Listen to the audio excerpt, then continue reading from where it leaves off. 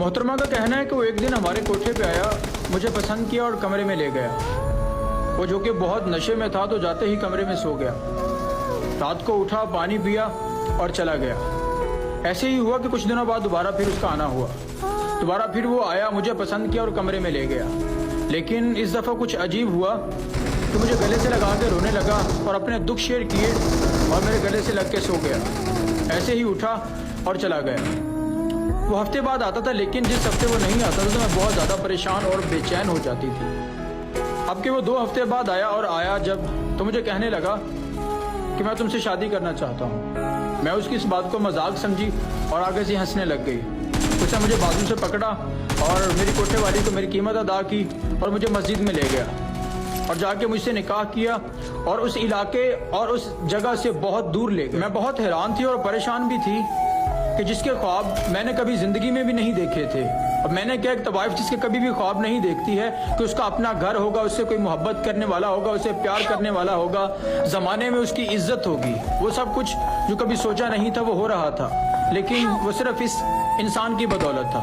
ہم وہاں سے بہت دور جا چکے تھے اور وہ ہفتے میں گھر ایک دفعہ آتا تھا کیونکہ وہ پہلے سے شادی شدہ تھا۔ بہت اچھی زندگی گزر رہی تھی۔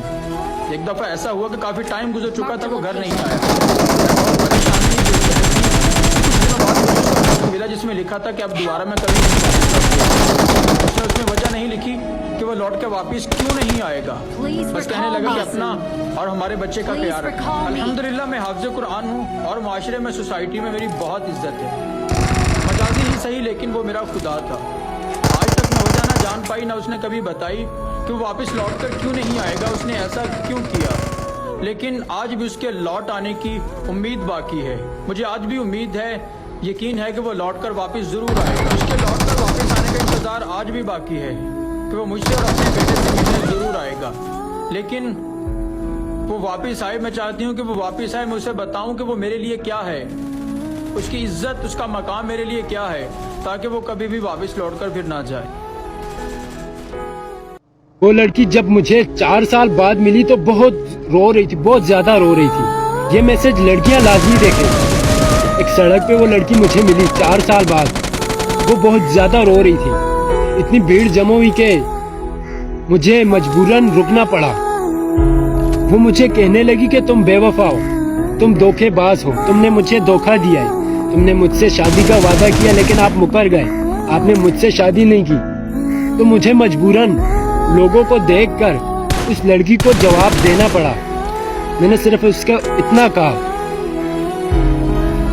کہ ایک بیٹا کیا کرے جب اس کا باپ، اس کی باپ کی پگڑی ایک بیٹے کے پاؤں میں آتی ہے، تو ایک بیٹا کیا کرے جب ایک ماں اپنا دودھ نہ بخشنے کی دھمکی دیتی ہے، تو ایک بیٹا کیا کرے۔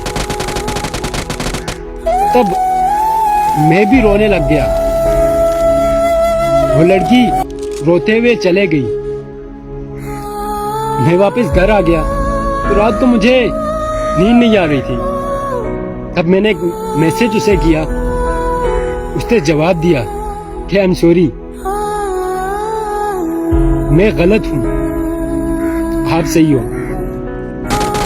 میں نے اس کو اتنا کہا کہ میں بہت خوش ہوں اپنی لائف میں، میرے ماں باپ نے جو فیصلہ میرے لیے کیا ہے میں اس سے بہت متاثر ہوں، بہت زیادہ خوش ہوں، میں اپنی لائف میں بہت زیادہ خوش ہوں۔ اور میں نے اسے بھی اتنا کہا کہ آپ بھی اپنے ماں باپ کا فیصلہ لے لو، جو وہ کہیں وہی مان لو، ہمیشہ خوش رہو گی۔ اور اس نے میری بات مان لی۔ اس نے کہا کہ میں آپ کی بات مانتی ہوں اور میں جیسے آپ کہو گے میں ایسا کروں گی۔ اور میں نے اسے اتنا کہا کہ اب میں آپ سے کوئی رابطہ نہیں کروں گا کیونکہ میں اپنی لائف میں خوش ہوں۔ میرے ماں باپ جو فیصلہ میرے لیے کرتے ہیں وہ غلط کبھی ہو نہیں سکتا، اور جو فیصلہ آپ کے ماں باپ آپ کے لیے کریں گے وہ بھی کبھی غلط ہو نہیں سکتا۔ محبت ہو جاتی ہے